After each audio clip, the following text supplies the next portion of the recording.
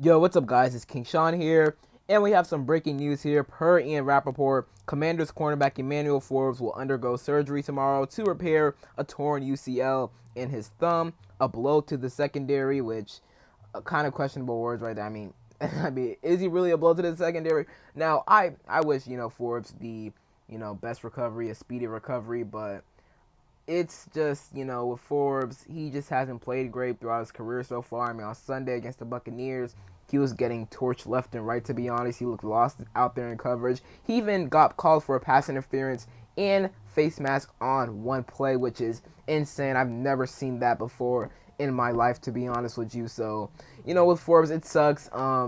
Just bad things just keep happening with him. It sucks for him. It definitely sucks. Would I call him a bust? Probably. I mean, maybe there's some chance that he can revive his career.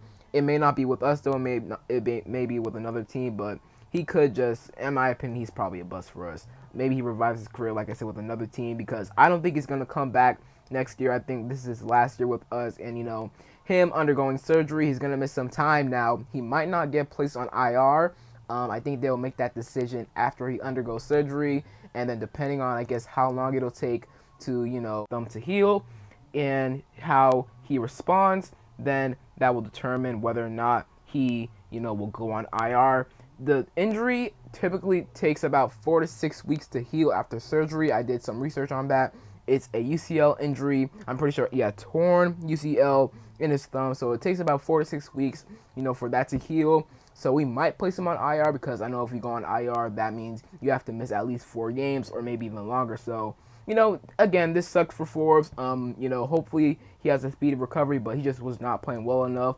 I know some fans are kind of happy about this, and I'm not gonna say I'm happy about this because never want to see injuries. But Forbes, he just wasn't great, and I want to see Michael Davis out there starting against the Giants on Sunday. I think it should be him and Benjamin St-Juste. So I think it'll be them, and then Noah Igbenogany will probably get some playing time as well. So this sucks for Forbes, but do wish him a speedy recovery. Now I want to talk about the injury report real quick, starting with us, of course. Forbes, he was actually a limited participant today. He was full yesterday, but a limited participant today.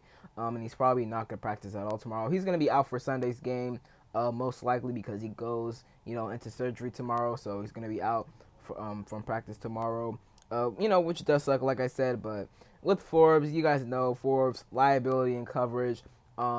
And his career just hasn't gone as expected. I mean, Christian Gonzalez, you saw how he locked up Jamar Chase on Sunday. So, Ron Rivera, he picked Forbes over Gonzalez, and obviously terrible pick. Ron, most of his picks were terrible with us, but it is what it is. It really is what it is. Don't really have much else to say about him. Continuing with the injury report, though, Jazon Newton, he's dealing with that foot injury. He didn't practice yesterday, but that's because he was getting rest. And then today, he was a limited participant. So I'm guessing tomorrow will really determine whether or not he actually plays on Sunday. John Keim, I know he said that he does not anticipate Johnny Newton playing on Sunday, but there's a chance he does. And Dan Quinn said it himself, but it really all just depends how he practices tomorrow, how he feels after tomorrow's practice, and going into Saturday and Sunday. And then Brandon Coleman, Tyler Owens, Brian Robinson, and Trent Scott, there were 4 participants, so they're good.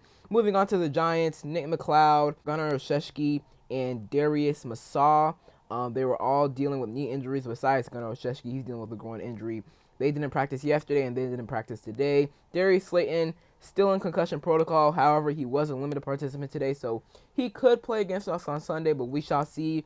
And then a new addition to the injury report. Very interesting right here. Malik Neighbors. So, hey, man, he was a limited participant today, but there is a chance he doesn't play. Now, if I had to guess, he's probably going to play.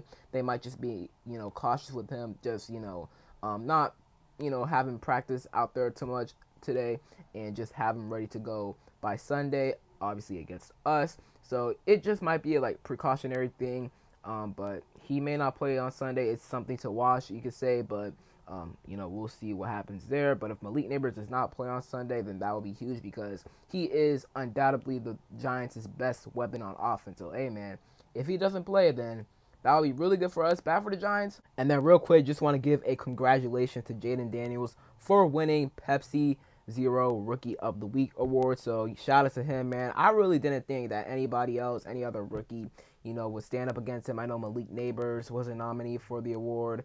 I think Xavier Worthy as well. Xavier Worthy was probably the only other guy that I feel like, could have won this award, Rookie of the Week, but Jaden Daniels got it for week 1. So he didn't put up an amazing, like, a elite performance on Sunday, but he was pretty solid. He showed what he can do with his legs. Didn't really pass a lot. Well, he passed 24 times, which I guess is a good amount, but didn't really pass downfield or over the middle much. There were a bunch of short passes to, like, running backs, and he did have some passes to Zach Ertz over the middle, but just not a lot.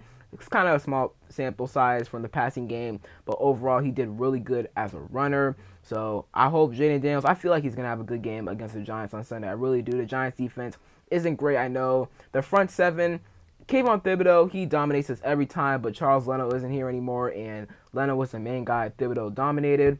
So, is it just him being a Leno merchant, you could say, or is it him, just dominating Washington, and then he just doesn't look great against any other team? Because really, he has, I think he has 15.5 career sacks, 5.5 of those against us, so that is insane. Dexter Lawrence, he's probably the second best defensive tackle in the NFL, behind Chris Jones, so we got to find a way to contain him. We're not going to completely stop him because he's an elite defensive tackle, but got to find a way to, somewhat contain him. And then Brian Burns, he's a really good pass rusher as well. So that front seven's good, but they do not blitz a lot. The Buccaneers blitzed a lot. But again, shout out to Jaden Daniels for winning Rookie of the Week. So that is it for today's video. I hope you guys enjoyed. If you did, leave a like down below. Subscribe, turn on notifications. I'm on the 4K subs, so if you could hit that sub button, I'd really appreciate it. And other than that, it's been King Sean, and I'm out.